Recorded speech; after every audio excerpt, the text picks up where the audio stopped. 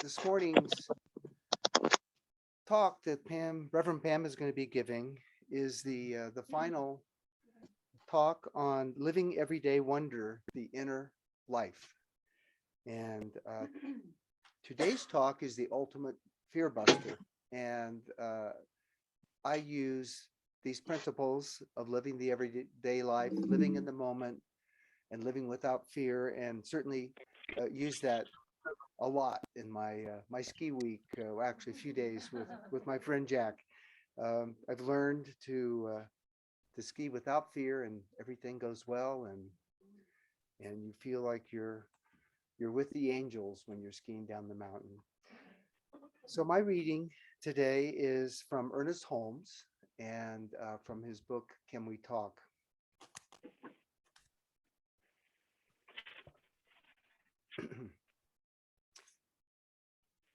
Fear and faith are identical in that the energy used is the one in the same energy used in the other, since there is but one final energy in the universe. And this final energy is the energy of thought. Fear is a positive acceptance that you shall experience that which you dislike. Faith is a positive acceptance that you shall experience that which you like. But they are identical in their mental action. The only difference is the direction. You should be careful not to fight fear too much, but rather, though a sort of flexible imagination, convert fear into faith, realizing that is a mental attitude you can do very easily. Looking at the thing which you fear and examining the thought of fear which you have about it, convert this thought into one of faith, realizing that the energy of fear converted into faith will produce an effect exactly the opposite. If you look at the thing you are afraid of until you really understand it, it will no longer have any element of fear for you. You can do this in such a degree as you are conscious of being divinely guided and protected, and state your realization of this in a definite manner. Love overcomes both hate and fear. However, love does not overcome hate and fear through controversy, argument, or force, but a subtle power of transformation, transmutation, and sublimation. It is invisible in its essence, but apparent through its act. As light overcomes the darkness, as the presence of that heat causes the coolness of a room to change and is warm and comfortable, so the radiant action of love and peace dissipates fear, hate, and confusion. Love is the victor in every case. Love breaks down the iron bars of thought, shatters the walls of material belief, severs the chain of bondage which thought has imposed, and sets the captive free. In treatment, you should know that love rules your thought and actions, and that you are appreciated by everyone who contacts you.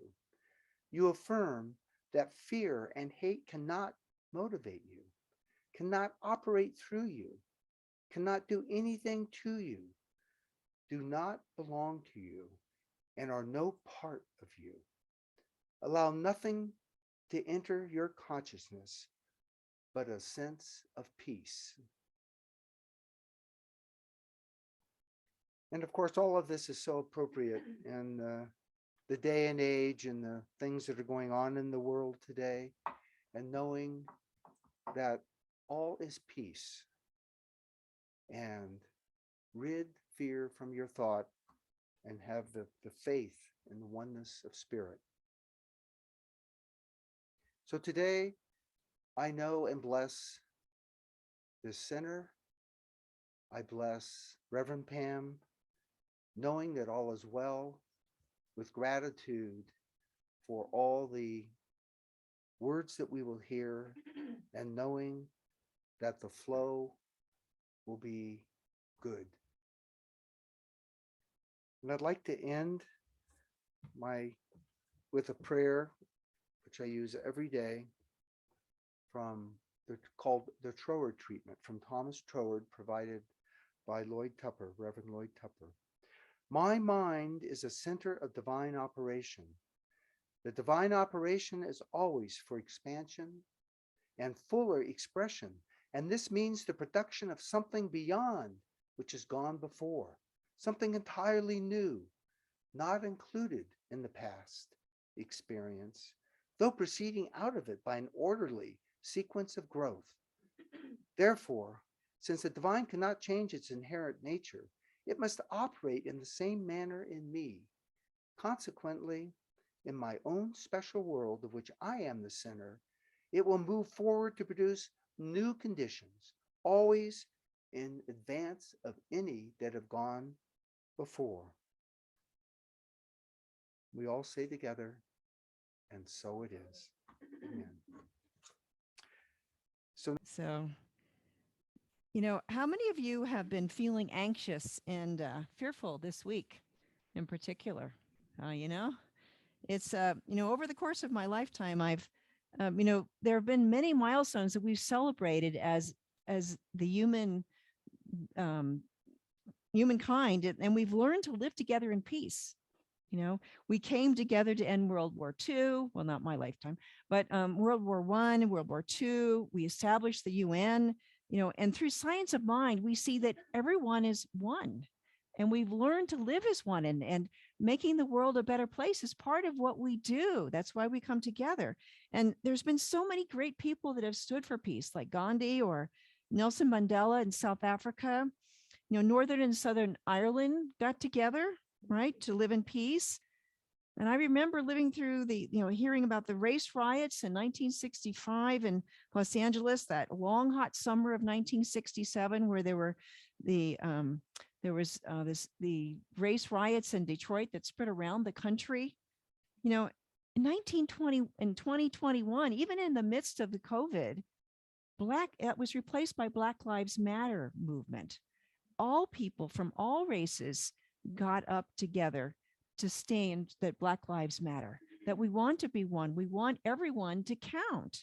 And so they were peaceful demonstrations. That blind rage of the 60s was replaced for the most part by positive demonstrations of people coming together.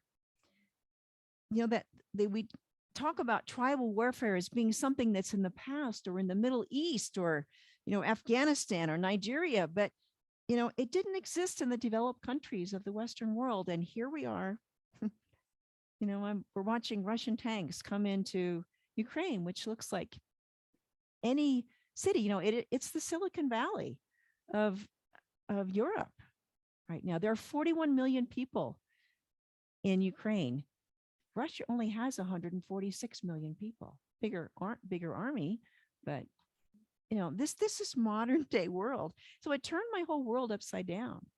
And it was bad enough during the 4 years with Trump that we became acceptable to be personally selfish at the expense of someone else rather than looking at the highest and best for all human beings, which is what we've been moving towards. And I've been so proud to be a part of this evolution. But now, there's something different happening.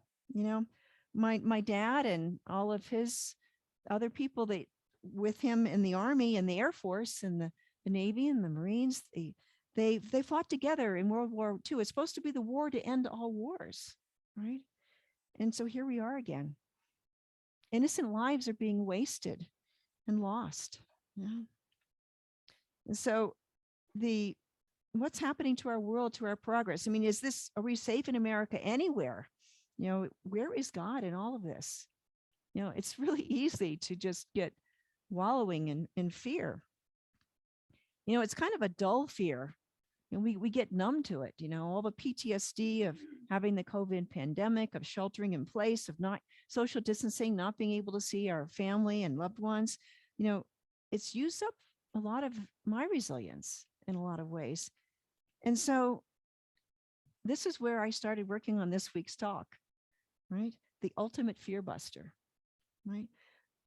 This month, I was amazed that with the prescience of the CSL visioning team, they come up with all these talk titles a year in advance. So probably about now they've got most of the titles set for next year, by definitely by June. And so someone came up with this topic, that team did, for this week. Amazing, right? And so we're facing our fear and finding that inner peace. This whole month is about our inner life. And that's where it starts. Whatever's going on around here, whatever is making us crazy or appears to be something where we're not enough, God is not enough or something, it goes back to that inner life. And this is where that shift happens. This is where we find God. This is where we find that inner peace, right? This is where we find that inner fear buster, right? So there's some wonderful quotes about fear. And the Titus Livy is a Roman historian who lived about the time of Caesar Augustus. So he overlapped with Jesus for part of the time. And he said, fear is always ready to see things worse than they are, right? And when we don't know, when we have the unknown, we can come up with all kinds of crazy things to make it much worse than it really is, unless we are able to look it in the face. And Sophocles said, for those who are afraid, all are noises. Whatever little bump we hear is something disastrous that's waiting to happen, right? But all of it, fear is nothing but false evidence appearing real, F-E-A-R. I remember when I was a teen and we had moved, young teen, and we had moved from Maryland to Denver, and we had moved into a new house. And this is the first time I'd lived in a new house for over a decade. And we were down, the family was down in the basement. We were watching TV and it got dark. And the switch for the stairway to go upstairs was at the top of the stairs. So I had to go upstairs to get a snack in the bathroom or whatever reason it was. And I remember being at the bottom of the stairs in this new house, not quite knowing, everything was going on. And I heard a funny noise upstairs and, oh, what was that? And so I remember just being petrified. And I said, okay, Pam, you can do this. This is, you know what this house looks like. And so I raced up the stairs and turned the switch on, right? And so then there was light. The darkness was gone and I could see, and years later, but I remember that feeling of just total abject fear, right? Because I didn't know. False evidence appearing real. What was that noise? And so the fears come from these false beliefs. And, and it's also when we don't know who we are. We don't know that we are an individualized expression of God, of good, of wholeness, of wonder, of life itself, that we are this beloved child of the universe, of the infinite invisible, right? Ego prefers that we see ourselves as separate from God, our creator, and from everyone else. Everyone else is, God, they must be against us if we don't know them. We just don't know them. But ego says, no. And it comes up with false beliefs like, I'm not worthy enough. As Callie was singing this morning, I'm not needed. Nobody wants me. I'm not loved, right? These false beliefs cause fear. Now, our egos might call us to fight our fears. We can stand up and we can label them as demons that we really have to work hard to fight with all of our energy, right? We get empowered by it. All that adrenaline gets going to fight this power. And, but Jung is the one that came up with the idea, what we resist persists. So when we fight something, we're giving it energy. Right? The battle will continue until we remember to stop and declare the truth that God is the only power and presence in the universe. The only power and presence in the universe. There's no place where God is not. Right? The darkness and our fears vanish when we turn on the light and the love that's within us, that divine love and light. That is the ultimate fear buster. Right? Now, when we see the truth, what we want to do is cut through that fear and what we're seeing that appears scary and against us. And there's a great example to think about We want to, and when we're a practitioner in science of mind, we learn to look underneath the appearance to see that spiritual truth that's always there, that's timeless. And there's an example of a stick. So when you see you get a nice straight stick and stick it into a pond, and if you disturb the surface of the water and you look down, it's gonna look like the stick comes down and it bends right at the surface of the water. But if you swim under the water and you look up at that stick, you'll see that it's perfectly straight. Right? It's just an appearance. And so this is also symbolic of going within to that inner life, to that level where we're with spirit, and we know in our hearts what is true and what is not. Right? We're not denying our feelings and our fears. We're just recognizing them for what they are. Right? We're recognizing that God is the only power. So now, how do we identify what is real and what is not?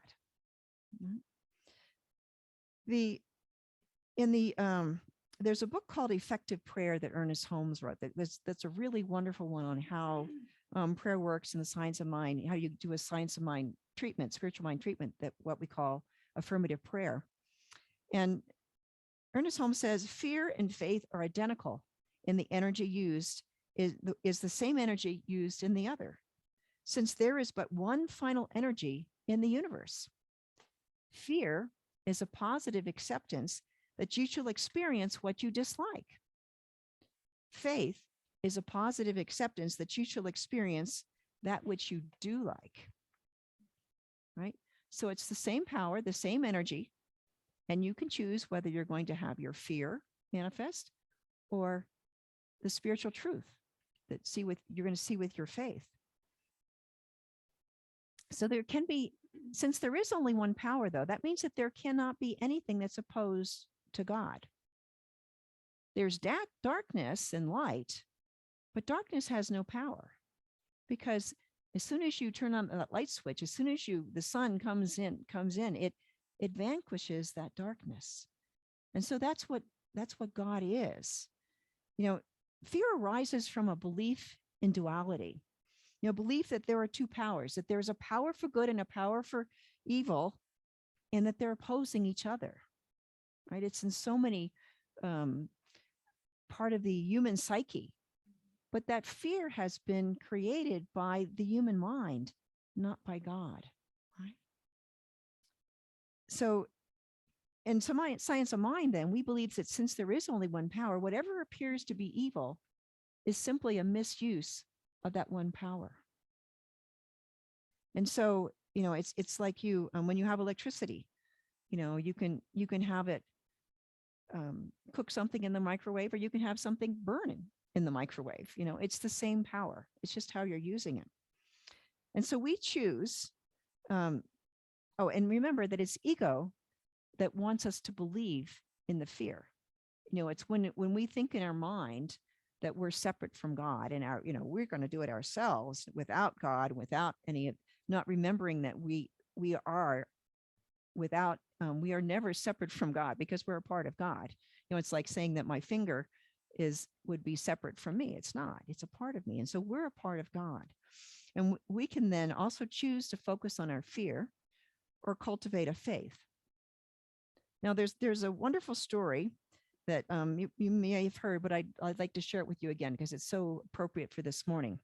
So it's a story about an old Cherokee man, and he's talking to his grandson about a battle that happens inside of people. And he says, "My son, the battle is between two wolves inside all of us. Now, one is evil. It is anger, envy, jealousness, sadness, regret, greed, arrogance, self-pity, guilt, resentment, inferiority, lies, false pride, all of these things. You can go on and on, superiority. But the other one is good. It is joy, peace, love, hope, serenity, humility, kindness, goodness, benevolence, empathy, generosity, truth, compassion, and faith." So the grandson wonders for a minute, and then he asks his grandfather, well, which wolf wins? And the old man Cherokee, he says, the one you feed. Right? So we choose. We can choose to feed the false belief about the evil force, or we can choose to feed the truth of goodness and love and light as the healing power. And so the divine love, that good wolf is the ultimate fear buster. Love is the activity of God. Love is the power to transform our fears. Fear can get its claws into us very deeply, right? And we don't have to, when we try to struggle to get away from fear, it almost makes those claws get in deeper because we're giving it power, that it has power to pull us, hold us, right? And so instead, when we call on the presence and the power of God into our lives, we remember that we are part of the one. We allow that love to flow through us. And that's when the healing occurs. It's an allowing rather than a fighting, right? Marie Curie said, nothing in life should be feared, only understood. Now is the time to understand more and to fear less, right? Another quote from Ernest Holmes. He said, if you could see the object of your fear until you really understand it, it would no longer exert any effect on you. You can do this to the degree where you become aware that you are divinely guided and protected, and establish your understanding of this in a definite way. So we declare that the light and love of God is within us, and that we are a beloved individualization of the divine when we love ourselves. And we love our fear. We love ourselves for being human and having these feelings of being perfectly imperfect, right? Those claws of fear are released and we are free. We're allowing that divine love to transform us and fill every nook and cranny of our being, our whole mind, our consciousness, our heart, so that we are exuding love into the world, right? Full to overflowing. It's a subtle power of transformation, and it works like the light that overcomes the darkness. It acts like that, the presence of heat that will warm a cold room. It just gently permeates and warms, right? Ernest Holmes said, it's the radiant action of love and peace that dissipates fear, hate, and confusion. Again, from his book, Effective Prayer. Yogananda, Paramahansa Yogananda, was a man also who exuded love. That is who he was. That was, it's about being love. And Mary McEnany shared a wonderful letter that he wrote that was published in the 1933 edition of the East West magazine. And he sent his message to all the readers. And he said, some excerpts from that, to my friends in all lands and in all worlds, greetings and goodwill. Wherever you are, whoever you are, of whatever color, race, or creed, I send you my love and a pledge of my loyalty. Our work, our love, our purposes are one. March on, dear friends, to higher, brighter goals. So he's sharing his love. That is who he is. He knows he is this beloved creation of God that is full of love, and he shares that with the world. And that's why he's so beloved by his followers, Yogananda, because he has that loving presence, and it's something that we all want to emulate. And sometimes when you're in the presence of love, you get it. It's not something that you can necessarily teach, but when you experience it, you say, oh, that's it. That's it. In Matthew 5, Jesus taught his followers, you have heard that it was said, love your neighbor and hate your enemy. But I tell you, love your enemies and pray for those who persecute you. So Jesus also knew that transformative power of love. He was telling his followers not to capitulate to his enemies, but he was telling them and us to love our enemies. So Reverend Jennifer Hadley, she's a CSL minister and a Course in Miracles minister. And she wrote a blog that yesterday. It was called God Bless Putin. Well, that's pretty straightforward. And about the power of love being everywhere applied. And so in the article, she pondered whether it would be better to wish Putin to have a heart attack or to have a heart opening, right? And so perhaps Putin would have a conversion, much like Saul. He was a vicious persecutor of the early Christians. But on the road to Damascus, he was blinded by the light. And he was blind for 3 days until his son Ananias came to him, and that was the beginning of his transformation. And he became a great influential Christian who spread the word of Jesus to the Gentiles. That was his calling. So in each person, there is still that spiritual truth of love that is the truth of who they are. And they're acting out of fear, right? They said that all actions are either an act of love or a call for love. And so, it's what do we do in the midst of all of the killing and the fighting that's going on, right? The Barbara Leger is a CSL minister, and she was in Ukraine for more than a decade, and she taught over 100 practitioners, I believe. And they have, 3,000 kids a year are in their program learning to apply spiritual principles in their lives through the schools. And so, she talks about the difference between war is the absence of peace. It's not, just light. Darkness is the absence of light. War is the absence of peace, right? And so, so she talks about we need to not just pray for peace, seeing that it's something out there that we need to get, we need to change. It's not in the external world, it's in the internal world, that inner life where the change happens. And so it's about being peace and really being peace in every part of us. So I'm working on my own prayer practice to bless Putin and to know that one power and presence is indeed working within Putin and everywhere within the world to open his heart and with divine love. And so I take heart when I hear stories about the Russian people. They're standing up and protesting at risk of their own lives because they believe in peace. They want peace. And the societal changes that led to the fall of the Iron Curtain and the collapse of the Soviet Union, they're still in place.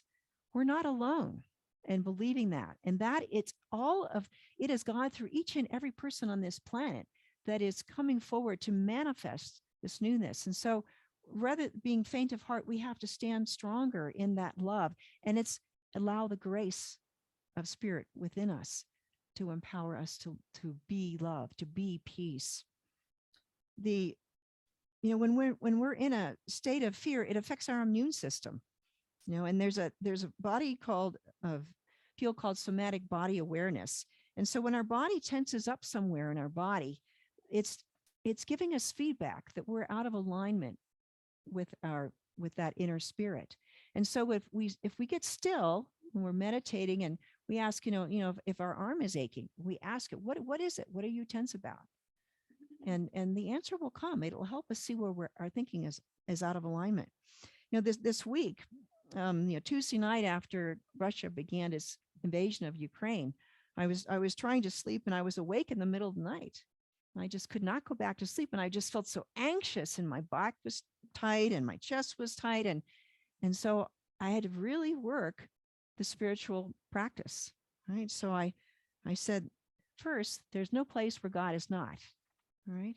So it's in my back, it's in my chest, and it's in Ukraine and everyone that's affected by this, wherever they are. And so I began breathing in love and peace, in and out. And with that breathing, it calmed me down, right? And the tension throughout my body began to relax. I focused on being peace, being love. Love, that ultimate fear buster, was soothing and releasing my fear. It took a while, but eventually I fell asleep, calm and relaxed. The last thing I'd like to share with you is a meditation by Ernest Holmes from the book, This Thing Called You. And there's so many wonderful little meditations that you can find on all different topics. And this one, Holmes writes, when you become confused, stop and listen to your inner calm. Turn from the confusion to that something deeper within and say, I am submerged in peace. I am surrounded by peace. I am immersed in peace. There is nothing but peace. Peace deep, calm, undisturbed. Repeat this to yourself as many times as you need, and you will find that the confusion disappears. The light which the storm seemed to have extinguished again becomes steady. Peace comes from that sense of union with the whole. Confusion becomes because you're only looking at the surface, at that bent stick, right? Not under the surface to see that stick, to see that it's really straight. So Ernest concludes, whenever I say it a few times, it calms me down. I hope it works for you. Right? So let's take this to prayer.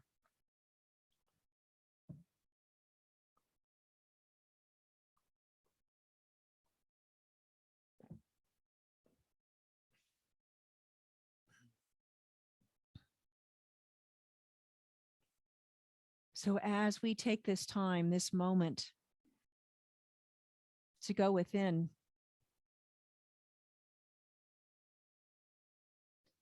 we feel that still small voice of spirit calling us, inviting us to let go of whatever we're fighting, whatever we're fearing, whatever false beliefs we have accepted, that we're not enough, that this war is going to expand into a world war. Whatever fear we've got, we set it down and look beneath. And within, there is that voice of spirit. There is that presence of love and peace, which is always there. And so perhaps a little timidly at first and without assurance, but it keeps saying, yes, I am here. I am with you always. And so gradually we become more confident and allow ourselves to move closer, to let go of those barriers, those false beliefs that we have been allowing to, that looked like they were real and barriers in our way. But just as the snow melts in the sunlight, all of these false barriers and fears melt in the light of spirit. And as we come into that point of knowing that we are connected, we realize that what we've been reaching for, we are reaching with, because it is that love of spirit within us that is the truth of our being. And there is such a sense of calm and peace and joy that cannot be contained. Deep, abiding peace that's unshakable.